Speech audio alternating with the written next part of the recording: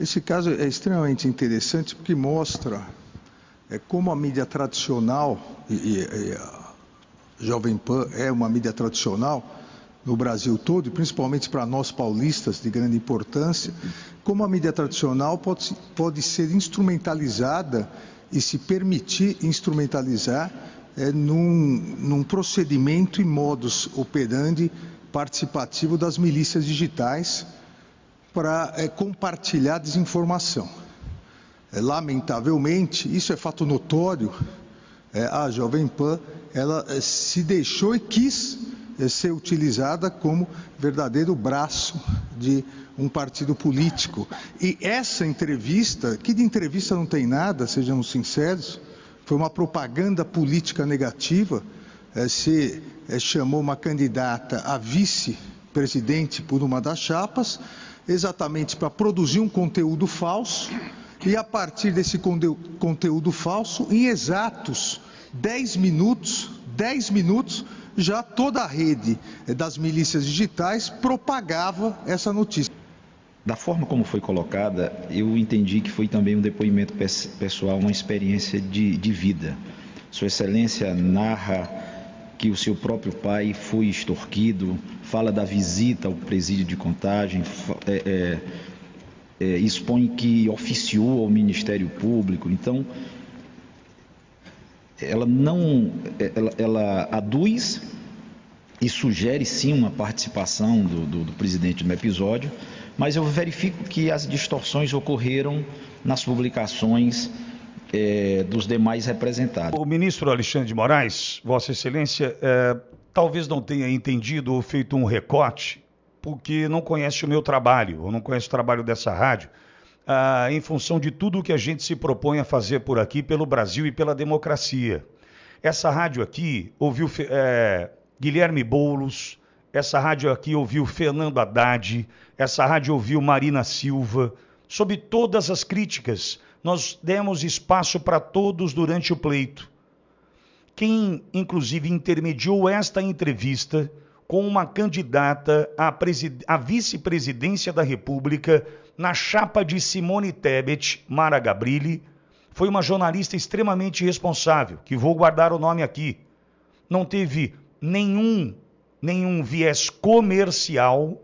Por quê? Porque é uma entrevista numa rádio séria, que se dispõe a fazer um trabalho sério, e este recorte feito, que desqualifica, então, o senhor ministro, o meu trabalho, dizendo se é que se pode chamar de uma entrevista, e foi uma entrevista, que fique claro, evidencia o compromisso de uma afiliada, que hoje no YouTube é a maior afiliada da rede Jovem Pan, com mais de 1.429.000 inscritos em seu canal.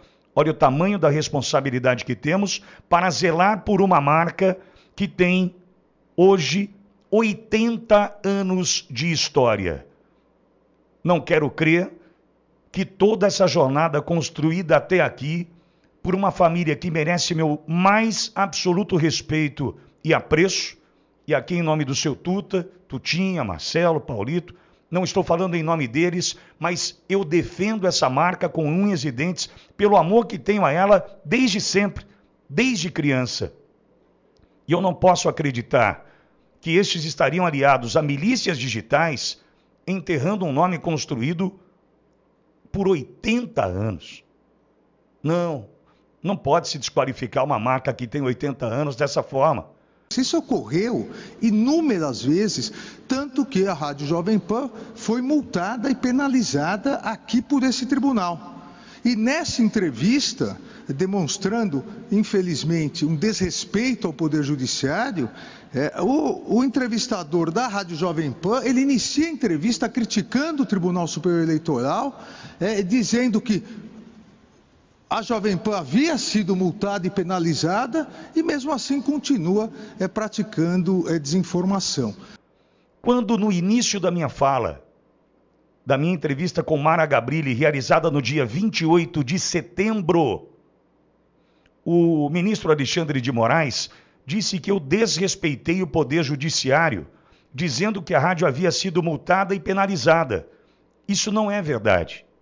E eu justifico. Nós fomos penalizados no dia 23 de novembro, quando fomos desmonetizados do YouTube, praticamente 2 meses depois da entrevista veiculada.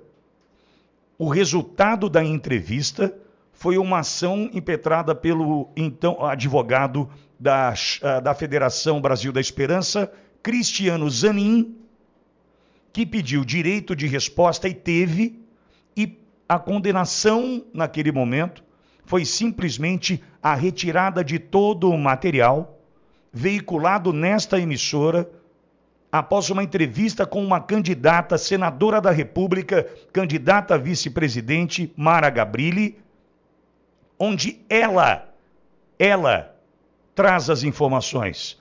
Eu não contribuo com informação, eu só cumpro com o meu papel de entrevistador, numa entrevista que não tem viés comercial, não fui pago para isso, não fui pago por ninguém, nunca fui, ao longo da minha jornada, para ouvir esse ou aquele, o lado A ou o lado B das ideologias. Nunca fui pago para isso. Então é uma entrevista, não venha me desqualificar, é uma entrevista. Eu não disse que havíamos sido multados ou penalizados, porque isso ainda não havia acontecido. E se a candidata mentiu ou não aqui, o problema não é meu. O problema é de quem responde. O problema é de Mara Gabrilli. Então, o fato, isso foi levantado da tribuna, então é importante colocar para aqueles que nos ouvem, o fato da candidata ser senadora da República, e uma respeitável senadora da República do meu estado. Eu tive a oportunidade de participar do mesmo secretariado que a secretária Mara Gabrilli, então secretária. O fato de ser senadora da República não permite praticar desinformação com intuito eleitoral. Apenas para reforçar, eu acredito que à época dessas declarações ainda havia inquérito em tramitação sobre o assunto. Não, já havia sido encerrado há alguns anos já. Eu, inclusive, à época era secretário de Justiça, foi lá atrás. Existe inquérito em Minas e São Paulo, ainda da relatoria do ministro Celso de Mello, do qual eu sucedi. Por isso que eu indico que ainda esse assunto... Desculpe, ministro Cássio, isso já está encerrado em São Paulo. Até porque não há ninguém com foro privilegiado em relação ao assassinato ocorrido em Santo André. Não consta que nenhum deputado, senador tenha participado. Não me reporto ao assassinato em si, e sim aspectos que dizem respeito à relação do partido com o crime organizado, e isso ainda, à época, havia tramitação, e eu me recordo porque eu herdei esse processo ainda da relatoria do ministro Celso de Mello. Naquele momento ela era candidata, naquele momento ela praticava desinformação claramente, e o Supremo Tribunal Federal já decidiu na ação penal 1044, julgada o ano passado, relacionado ao condenado ex-deputado Daniel Silveira, que a imunidade parlamentar ela não pode servir de escudo protetivo para a prática de atividades ilícitas. O parlamentar, assim como qualquer outra pessoa, ele não pode se utilizar da imunidade para praticar desinformação, para praticar discurso de ódio. Só defende isso com todas as vênias. Só defende isso quem não entende absolutamente nada de imunidade parlamentar, nada do surgimento das imunidades parlamentares na Inglaterra, o surgimento para proteger o parlamentar contra o poder abusivo do Estado, não para permitir que o parlamentar pratique crimes, desinformação, discurso de ódio e mais, atente contra o Estado, várias vezes a partir da defesa de atos antidemocráticos. Aqui, com todas as vênias aos posicionamentos em contrário, houve uma instrumentalização reiterada da mídia tradicional para a propagação de desinformação. Que fique claro, a Rádio Jovem Pan tem uma história de 80 anos. Eu estou na Rede Jovem Pan como afiliado de Bauru há 5 anos. 5. E acredite, eu só quero ser um grão de areia nessa história para ajudar a construir, a zelar por um patrimônio da comunicação brasileira, que é hoje a maior rede de rádios do Brasil, que é hoje uma emissora de televisão que incomoda quem liderou a audiência por mais de 25 anos no segmento. E eu só tenho este papel. Aliás, se eu não estivesse aqui para defender essa marca que eu acredito e amo, eu poderia pôr outra marca aqui. Eu poderia não ter essa marca aqui. Mas quando eu me disponho a estar ao lado dela, é para defendê-la, sem desqualificar o meu trabalho.